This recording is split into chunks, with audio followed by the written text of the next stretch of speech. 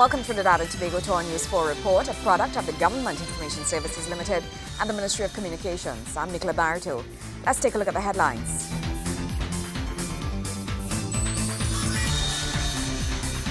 Securities Amendment Bill 2013 set to modernize local finance market. Consumer Affairs Division puts power on the side of the consumer as it launches nationwide caravan. And government and the OAS conduct training for drug prevention and addiction treatment. Thank you for joining us. The annual report on performance 2013, titled Measuring Progress, Identifying Challenges, Actioning Solutions, provides a comprehensive account of government's progress in implementing its top priorities. In launching the report, Planning and Sustainable Development Minister Dr. The Honorable Buhendradat Tiwari explains how this aids in effectively providing for citizens. While the recently launched annual report on performance for 2013 outlines government's achievements in key areas of progress, ensuring priorities are met at the national level requires making several policy shifts. This according to Planning and Sustainable Development Minister Dr. Tiwari. Given the detailed analysis of this report, it's expected that the report will be used by executive managers within the public service as well as by policy makers to facilitate better decision making as well as to develop specific recommendations and interventions. Minister Tiwari explained these shifts include budgetary allocations and interventions in the various ministry departments charged with program implementation. When you have areas that you focus on as priorities, it's only reasonable that you shift to those priorities. For instance, when we came into office, we mentioned that we would have continuity of government, but we'll make 9 policy shifts. And those have been identified, what those policy shifts would be, so that you don't dismantle everything, and you don't ignore everything that you've been doing before, but you make the shifts to make the policy objectives achievable. Just so in the budgets, the priorities based on the medium term have been 5 priorities, but that doesn't mean you do nothing else. What it means is that you shift the budgetary allocation to those areas, and you also shift the emphasis on projects to those areas, and you also therefore shift the allocation of resources and energy to those areas. The report in all provides a guideline for restructuring government business if it is to ensure citizen needs are met and not duplicated. To Minister Tiwari, this is what makes public service effective. Public service consists of 3 levels of functioning.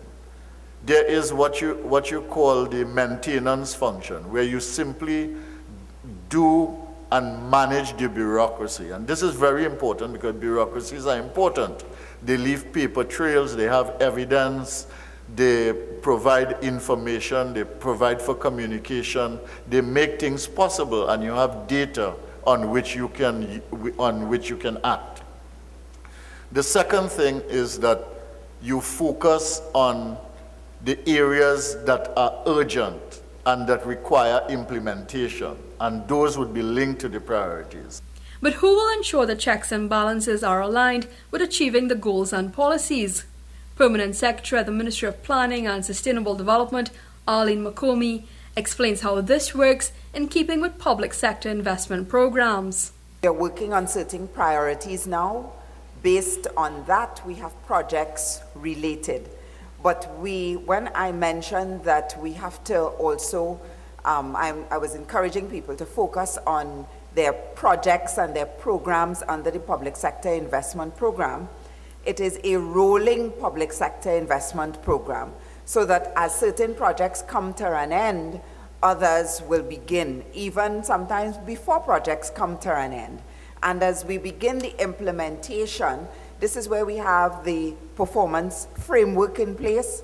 We encourage ministries to set the targets and the indicators so that we can monitor and manage. Kimberam Calawan, News 4. Meanwhile, the Securities Amendment Bill 2013 represents another step towards modernizing the local securities market and protecting the interests of investors. This statement from the Honorable Larry Hawai, Minister of Finance and the Economy in the Upper House. Minister Hawai notes that it's because of the huge contribution of this sector to the economy that appropriate regulation and enforcement capability is required. The Securities Amendment Bill 2013 builds on the Securities Act 2012 and provides sound and effective regulation to the securities market, which is important for the integrity, growth and development of these markets and by extension the economic foundation of Trinidad and Tobago. This is according to the Honorable Larry Hawai, Minister of Finance and the Economy, who read the bill for a second time in the Senate. The minister said the bill signals to global regulators that Trinidad and Tobago is actively pursuing transparency and modernization of its regulatory system.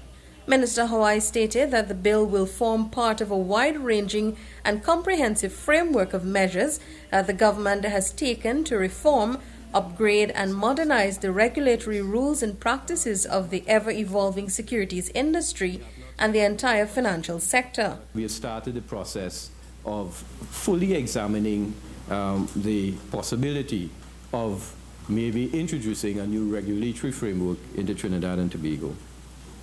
Of course, with that, Mr. President, we also need to ensure that there are stronger enforcement mechanisms throughout the industry. So we see the industry continuing to grow. We see the industry expanding. We see the industry becoming more diversified.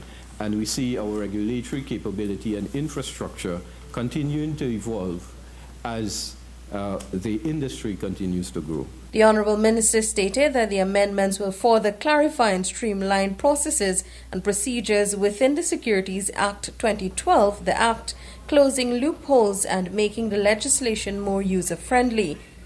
He said this was a major development for TNT. Our vision for the sector is to see the sector continue to grow and to make an even larger contribution to the economy. We also look for this sector to become more well-balanced than it is today, with better forward and backward linkages within the sector.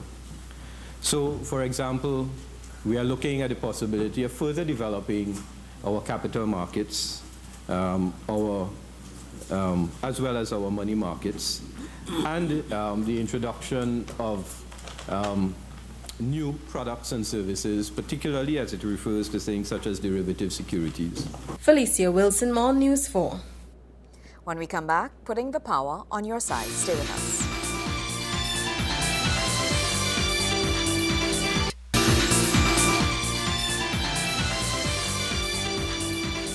Putting the power on your side, that's the tagline of the renewed, rebranded, and empowered Consumer Affairs divisions. Citizens can now expect the division to have a greater public presence as it launched its nationwide campaign. In October 2013, the Consumer Affairs Unit of the Ministry of Legal Affairs was reassigned to the Ministry of Trade, Industry and Investment. Under the stewardship of Senator the Honorable Vasant Bharath, the division was given the task of increasing its public presence and changing the perception that Consumer Affairs was a toothless bulldog. On Wednesday, the Consumer Affairs Caravan rolled into Trin City Mall as it launched a nationwide awareness campaign to raise public awareness of the division's offerings while ensuring the consumers knew their rights. When we actually spoke to many consumers, we found that in general, people felt that Consumer Affairs had lost its way. They were not even aware in many cases that they still existed.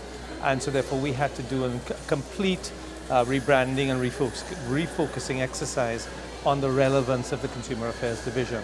And so over the last 2 months, that's what we've been doing internally, doing a deep dive into the kind of work that the Consumer Affairs division ought to be doing to make it relevant to today's world. The Consumer Affairs Division is responsible for providing education and information, advisory and dispute resolution services for goods and services that are advertised and purchased in Trinidad and Tobago. Well, in most instances, we are getting comments that this is something good that we are doing. Most people are saying they weren't aware as to where they should go if they have a consumer complaint. And some people are saying that, yes, they know of the Consumer Affairs Division, but they recognize that there's really a need to improve the profile of the Consumer Affairs Division. We spoke to one consumer who said he benefited from the caravan and the information that was offered to him. I had an idea of the consumerism. What I wasn't aware was how rigid, if it is we had y'all. I didn't know y'all really existed to the extent that y'all will help us to that effect, which is supposed what this drive is about. So when I read the pamphlets, I was like, oh, okay, I wasn't aware they could redress like that to the extent that they could be culpable. I didn't know that. The Honourable Minister explained that the information would benefit not only the consumers in ensuring that their rights were protected, but also assist in raising the standard when it came to the retailing, wholesaling and purchasing of goods. The exercise that we've undertaken is to ensure that not just, as you say, we empower the consumer, but we don't isolate the retailer. Because what we expect to do is that by providing this level of service and by consumers and retailers understanding each other's rights, we can ensure that the standard and quality of service and goods is raised, so that a retailer doesn't feel he can just pass on a substandard product to a consumer, and the consumer has no redress with regard to that. And I think once the retailer is aware that the Consumer Affairs Division is working and working effectively, and a consumer can go to the Consumer Affairs Division and get redress, I think the entire standard of merchantable goods will increase in Trinidad and Tobago. Senator Barath affirmed that raising the standard and quality of goods and services offered to citizens of this country was an objective of his ministry. He believes that with the Consumer Affairs Unit's recent undertaking, this would be met. That's an ongoing process and a very aggressive program that the ministry has launched with regard to our red tape to red carpet program. This forms part of that. I'm glad to see that a lot of it is in red, because that symbolizes exactly what we're attempting to do, to move from the bureaucracy of red tape, where there is a bureaucratic wall that's put up between government departments and the consumer on the outside, and even a tractor can't break it down in many cases. So what we're trying to do is to break down those bureaucratic walls and allow the consumer to be able to enjoy the services that government provides to them. World Consumer Rights Day 2014 would be celebrated on March 15th and is an opportunity for promoting the basic rights of all consumers, demanding that those rights are respected and protected. We really want to bring awareness to consumers that we are rebranding. We're looking at the whole question of having a Facebook page. Our email address is going to change, right? Our whole profile is going to change, and simply to make consumers more aware of the Consumer Affairs Division, that we are here to assist you when you have a problem. As the tagline say, putting the power on your side. The Consumer Affairs Division will host 2 other mall outreach exhibitions from 10 a.m. to 6 p.m. on Friday, March 14th at Long Circular Mall and on Saturday, March 15th at Gulf City Mall, San Fernando. Nikolai Edwards, News 4. In other news, drug prevention and drug addiction treatment is only as good as the workforce that delivers it. This is the belief of the Organization of American States, and the reason the government welcomed the OAS to conduct training with more than 30 local experts in drug addiction and violence prevention. The Organization of American States Inter-American Drug Abuse Control Commission has begun certification training for its drug and violence prevention, treatment and rehabilitation pilot program. The program involves trainees completing 200 contact hours training in drug addiction and treatment. National Alcohol and Drug Abuse Prevention Program Coordinator Wendy Ann Watty explains the objective of the training program. To improve drug prevention and treatment services in the hemisphere through training, technical assistance, and the application of technology, and by establishing a certification process for drug abuse prevention and treatment personnel in coordination with regional and national authorities. Ms. Watty says the participants come from wide and varying backgrounds and can each identify with various sections of the population. We have 36 participants from sectors including health, justice, social and human development, governmental and non-governmental agencies from Trinidad and the sister isle of Tobago, all frontline service providers that provide drug abuse and violence prevention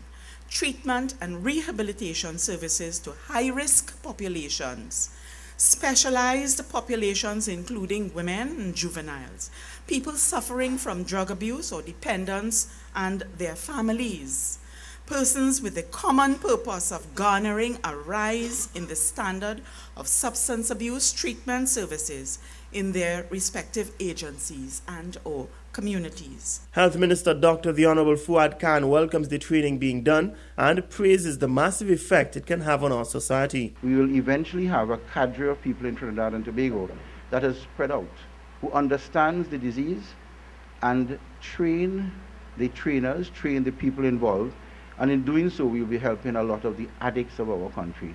Because not only will we be helping the addicts, you'll be helping those affected by the addicts. Because an addict could go for treatment, could start treatment, but without support mechanisms, it makes no sense, because they relapse faster. The Drug and Violence Prevention, Treatment and Rehabilitation Training forms part of the Hemispheric Drug Strategy approved by OAS member states. It was piloted in El Salvador and Guatemala and has already been launched in 15 OAS and CARICOM member states. Gregory McBurney, News 4. Sport is up right after the break. Stay with us.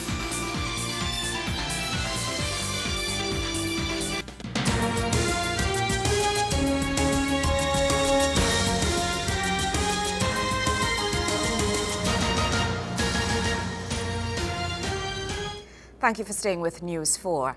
In an effort to promote women's windball cricket throughout the Caribbean, the Ministry of Sport, in collaboration with the Sport Company of Trinidad and Tobago and the Windball and Umpires Association, launched the Hit It for 6 Women's Inter-Island Windball Cricket Tournament at the Ministry's head office on Wednesday. Wayne Cunningham was there and has more on the Easter weekend tourney.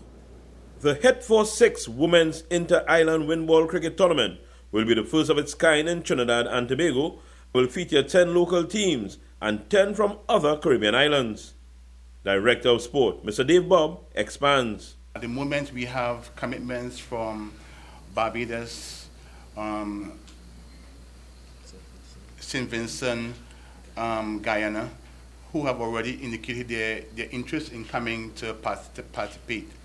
I would like to say that this tournament falls in line with what is happening now in terms of International Women's Day, where that has just been celebrated, whereby we, the ministry, will be embarking on a worldwide, an island-wide venture to target women and girls in sport. And this event falls right in line with our aspirations to involve women and girls in sport and also deal with the issues that surround women and girls in sport. So the tournament sort of starts off the events that we hope to have continuously throughout the year. The format for the contest was outlined by the tournament director, Mr. Rodney Stowe. It will be a league basis. Everybody will be placed into groups. We'll have 4 groups, and will take us to a Big 8 to a Big 4 into the finals. We have 15 points for the win, 10 points per draw, and none for loss. According to Mr. Bob, this is not the only initiative targeting women and girls in sport. The ministry is engaging in working with the communities, in rural communities where women and girls will not be focused before, but we are now bringing them into focus, and having training programs set up for them, and having them involved in programs, structured programs. Later on this year, maybe next year, we are hoping to have a very exclusive conference for women and girls in sport in Trinidad. As a former West Indies cricketer, coach and manager, Marjorie Thomas is an expert on women and girls in sport. It is my pleasure, and I should say my distinct pleasure, to be a part of this committee, because it augurs well not just for Trinidad and Tobago, but again we can see the cricket is involved. We can see sport tourism. When you looked at it, the composition of the tournament in Barbados, the majority of the teams belong to Trinidad. So we thought it fit that we can bring that home, not allow only the region to be part and parcel of our goods and our wares, but to allow our country to participate and to see what we have to offer here as sport in the line of windball cricket. We also like to say that instead of having our monies go out all the time, we thought it best to see if we can bring in some money to the country as well. The tournament is set to be bowled off on April 17th and will be contested over the Easter weekend. Wayne Cunningham, News 4 Sports. Thank you very much, Wayne. News 4 continues right after a break.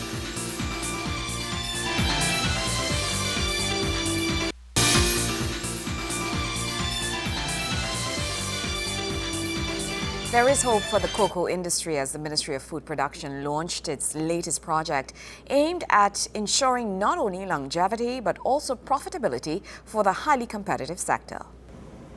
It has long been said that Trinidad and Tobago's cocoa is regarded as being among the best in the world. However, in recent years, the local industry has gone cold, with little to no linkage between research and development and its application to the industry. This is about to change with the launch of the ministry's Cocoa Cluster project, the tagline of which is adding value to the farmer's livelihood. According to the Minister of Food Production, there are several enabling factors for a thriving cocoa industry present in Trinidad and Tobago. He said that the Cocoa Research Center at the University of the West Indies can boast of over 8 decades of extensive research in the cocoa industry, and that Trinidad and Tobago had a natural advantage and had received international accolades. Despite this, he said it was truly disappointing that the subsector failed to develop in a sustainable and profitable manner. The goal of this particular cocoa cluster project is to organize the cocoa farmers in order to participate in a targeted delivery program that we hope that will result in a more streamlined cocoa business, which will be geared activity to improving productivity, quality, value added, and profitability in the long run. This is a movement from the old approach of a scattergun approach. You shoot wild and you hope something hit somewhere. And we hope that this initiative, which will be integrated around a common vision, will result in the kind of targets that we hope to achieve. It is part of our trust to build capacity to promote growth and not simply to increase production for increasing production's sake. 11 cocoa farmer clusters have already been formed across the country in different cocoa growing areas, with over 300 farmers being involved. 200 of which have been involved in intense practical hands-on skills training in a number of areas, such as best practice in pruning, establishing cocoa fields, shade management, and pest and disease control to maximize productivity. Meanwhile, UWI's Cocoa Research Center has trained 12 farmers in intensive chocolate making, which would allow them to develop small cottage-based enterprises. We are hopeful that the principles of cooperative societies will continue to build the industry, and that with the many more resources that we have available at our disposal, including the highly improved Trinidad Select hybrid varieties, of which we are also proud in our germplasm collection, that with all these additional resources we have now compared to 1905, that this launch of a cocoa cluster idea across Trinidad would trigger the industry towards a sustainable positive impact in this very important crop, which can yield such valuable foreign exchange for our country. The Honorable Minister of Food Production revealed that a new company would be established to ensure that there was profitability in the cocoa industry. The Ministry of Food Production carried a note to Cabinet, and Cabinet has agreed to repeal and replace the archaic Cocoa and Coffee Industry Board Act of 1962. So I anticipate before the end of March, the Cocoa Board Act would be repealed. That would be replaced with the formation of a new company to carry forward the cocoa industry in a profitable manner, because both the board and the cocoa farmers have told us in no uncertain terms, and the project initiated by Minister Tiwari, that one of the biggest problems to the cocoa industry is the Cocoa Board Act. It is too restrictive to allow the industry to be responsive to the dynamic environment in which it operates with. Nikolai Edwards, News 4. Well, that's how we wrap up this edition of our News 4 report, a product of the Government Information Services Limited and the Ministry of Communications. I'm Nicola Barreto. Thank you for joining us.